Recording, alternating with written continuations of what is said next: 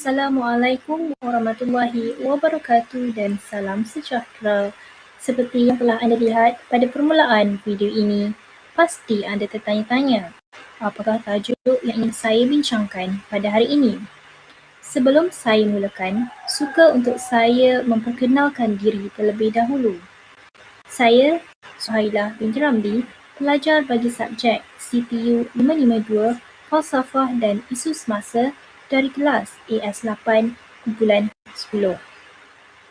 Video ini merangkumkan intipati bagi tugasan pertama dan kedua subjek CPU 552 yang mana ia memfokuskan topik agama Judaism atau lebih dikenal sebagai agama Yahudi. Topik berkaitan agama Yahudi ini akan diulas melalui dua segmen yang berbeza. Dalam bahagian pertama, kita akan mengupas perihal konsep ketuhanan yang diamalkan oleh masyarakat Yahudi. Manakala di bahagian kedua, kita akan membincangkan dengan lebih spesifik berkaitan konsep penciptaan manusia yang dipercayai oleh agama Yahudi. Bagi membantu anda memahami bahagian pertama dengan lebih mendalam, terdapat 8 elemen kecil yang bakal saya bincangkan yang berkait rapat dengan isu ini. Bahagian ini merupakan rumusan kepada tugasan pertama saya yang bertajuk Falsafah Ketuhanan melalui perspektif agama Yahudi. Judaism atau lebih sering dikenali sebagai agama Yahudi merupakan agama yang wujud daripada ajaran dibawa oleh Nabi Musa AS kepada kaumnya, Bani Israel. Ajaran ini merupakan wahyu Tuhan dan kehadiran Nabi Musa pada ketika itu amat dihargai oleh bangsa ini kerana pada ketika itu mereka hidup di bawah penindasan tamadun Mesir Purba. Sejarah awal bangsa Yahudi telah pun bermula sejak zaman Nabi Ibrahim AS oleh kerana bangsa mereka ini hidup secara berpindah randa. Agama Yahudi mengamalkan konsep monoteism atau percaya kepada satu Tuhan. Namun, pelbagai nama turut digunakan oleh mereka bagi merujuk kepada Tuhan termasuklah El Shaddai, Shekhinah, Adonai dan Elohim. YHWH dan Elohim juga banyak disebutkan dalam kitab suci mereka. Huruf YHWH digunakan kerana mereka berpendapat nama Tuhan itu khusus dan sangat suci untuk diungkapkan.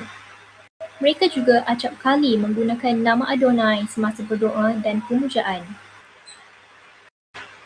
Simbol bintang Daud atau lebih dikenali dalam masyarakat Yahudi sebagai Magen David merupakan simbol bintang berbentuk hexagram yang terdiri daripada 6 sudut. Simbol ini penting oleh kerana ia telah dikaitkan dengan peristiwa kemenangan yang diperolehi oleh Daud. Raja Daud merupakan Nabi Daud AS yang telah berjaya mengalahkan Jalut semasa berlakunya peperangan antara Bani Israel dan bala tentera Jalut. Sebahagian rujukan ada mempercayai bahawa simbol ini adalah simbol yang ada pada perisai Nabi Daud AS ketika peperangan tersebut berlaku. Selain itu, simbol menorah amatlah asing lagi bagi bangsa mereka. Ia dilihat penting oleh kerana simbol ini telah disebutkan dalam kitab suci mereka. Menorah pada dasarnya adalah tapak kaki lilin yang berlengan 7. Ia terbahagi kepada dua jenis menorah iaitu menorah kuil yang berlengan 7 dan menorah Hanukkah yang berlengan 9.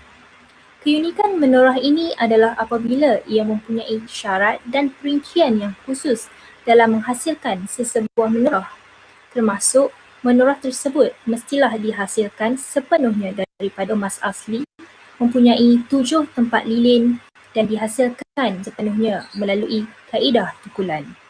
Seorang pemikir yang berasal daripada Alexandria yang bernama Philo mengatakan bahawa menorah adalah lambang kepada syurga dan 7 planet yang menanggung cahaya.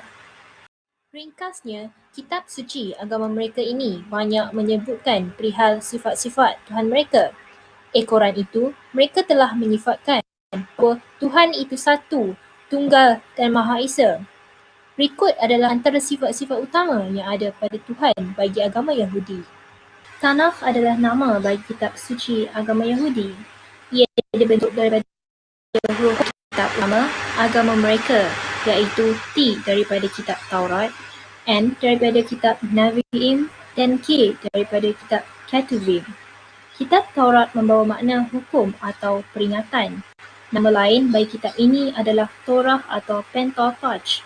Kitab ini menghimpunkan 5 buah kitab lain dan ia banyak menceritakan perihal kisah-kisah dan sejarah, termasuklah 613 suruhan daripada Tuhan YHWH kepada bangsa Yahudi. Kitab Nevi'im pula bermaksud Nabi-Nabi. Kitab Nevi'im Rishonim dan Kitab Nevi'im Aharonim merupakan isi kandungan bagi kitab ini. Kitab Nabi-Nabi Lama atau Nevi'im Rishonim mempunyai 4 buah pecahan kitab kecil, manakala kitab Nabi-Nabi terkemudian Nevi'im Aharonim menggabungkan 3 buah kitab besar dan 12 buah kitab kecil. Kitab terakhir adalah kitab Ketuvim.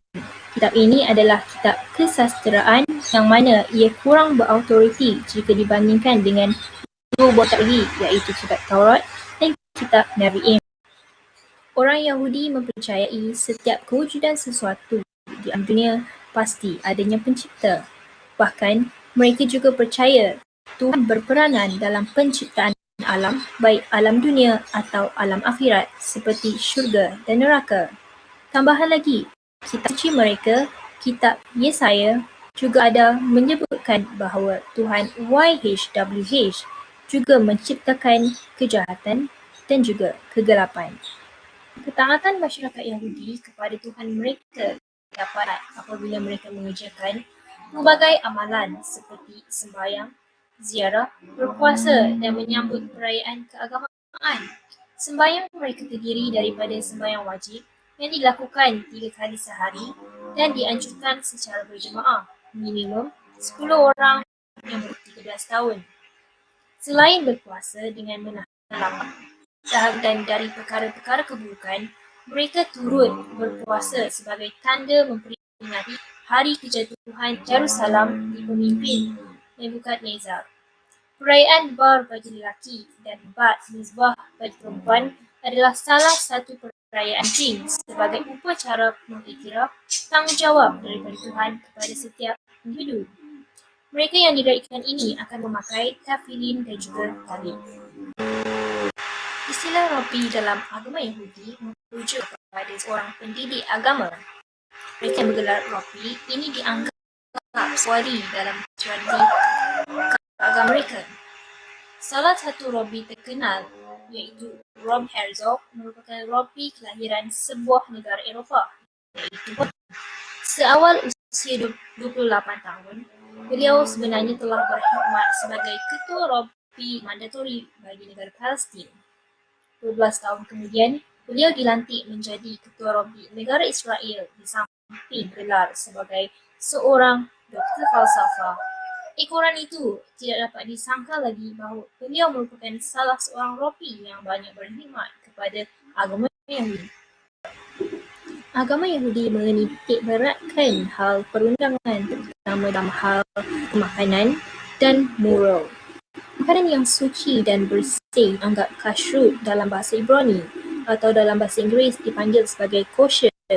Larangan mereka adalah berteraskan perintah Tuhan YHWH dalam kitab Perjanjian Lama. Larangan memakan seperti zir, kerang, haiwan yang masih hidup juga termaktub dalam perintah tersebut. Aspek moral turut dirujuk kepada kitab suci mereka, iaitu yang juga memerintahkan agar sentiasa melakukan kebaikan dan menghindari kejahatan, termasuklah amalan lain seperti mencuri. Dalam bahagian kedua ini, saya akan berkongsi informasi dan juga maklumat yang diperolehi hasil daripada proses menulis artikel yang bertajuk Manusia dalam Kaum Yahudi. Artikel ini telah ditulis oleh Agus Darmaji dan diterbitkan pada tahun 2016.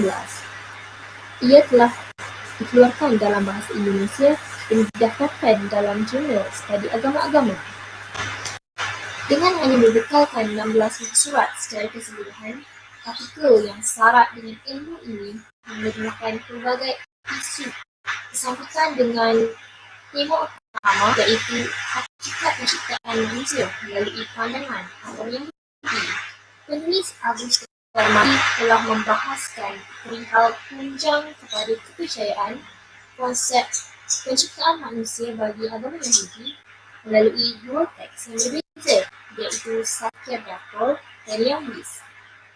Teks Yahwis telah muncul lebih awal pada abad ke-9 hingga 10 sebelum Masehi, berbanding teks Sakya Dator yang muncul pada abad ke-15 sebelum Masehi. Teks Sakya Dator ini telah ditulis oleh pendeta Jerusalem. Secara jelasnya,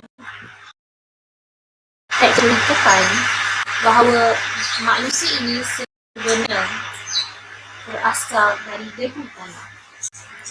Selain itu, isu lain yang dikatakan oleh penulis seperti isu pemerintahan masyarakat Yahudi semasa zaman penguasaan kuasa besar seperti Mesir dan Babylon memperlihatkan bahawa kesusahan masyarakat ini berimpact kepada tindak tanduk mereka dengan lebih mentaati suruhan dan menjauhi larangan Tuhan. Penulis juga menyentuh isu tata susila dengan menjelaskan kepentingan 4 dari 10 perintah Tuhan terhadap nilai moral dalam kehidupan manusia. Di samping itu, isu umat yang terpilih yang membandingkan sumber Midrash dan pengalaman dunia juga menunjukkan bahawa konsep umat yang terpilih bagi bangsa mereka secara tersiratnya adalah sebuah bentuk tanggungjawab dari Tuhan, bukan semata-mata atas dasar terpilih terhadap sesuatu bangsa atau kaum. Menarik yang didapati dalam artikel ini adalah berkaitan 10 perintah Tuhan. 4 dari 10 perintah yang dikongsi penulis menunjukkan peranan adab dalam setiap susuk tubuh individu. Hal ini kerana perlakuan yang berunsur keburukan bukan sahaja memberi impak kepada diri sendiri, bahkan juga kepada masyarakat sekeliling. Adalah menjadi kebiasaan bagi seseorang pengkaji untuk menyokong atau menolak pandangan bagi sebahagian isi kandungan atau maklumat disajikan oleh penulis. Pandangan yang diutarakan oleh Karl Marx dan seorang etis bernama Karl Popper dilihat adalah tak wajar oleh kerana pandangan yang dikeluarkan oleh mereka tidak sejajar dengan agama Islam. Buktinya, Allah telah berfirman dalam surah Al-Ikhlas pada ayat pertama dengan menjelaskan bahawa Allah adalah Maha Pencipta dan Abadi. Namun begitu, kenyataan bahawa hakikat penciptaan manusia berasal dari dunia adalah dipersetujui oleh Haji. Hal ini kerana ada bahawa penciptaan manusia itu berasal daripada tanah dengan penggunaan perkataan fi dalam surah Sad ayat 7. Dengan ini dapat disimpulkan bahawa kepentingan Tuhan dalam sesuatu agama dapat memberi petunjuk kepada manusia ke cara kebenaran. Intinya, setiap sesuatu ilmu atau pengetahuan baharu khususnya dalam perihal agama seharusnya membantu kita sebagai manusia supaya lebih menghargai serta mendekatkan diri dengan agama yang mengerti. Bahkan, mengajar kita untuk lebih menghormati dan saling bertoleransi terhadap agama yang lain. Sekian sahaja daripada saya. Terima kasih.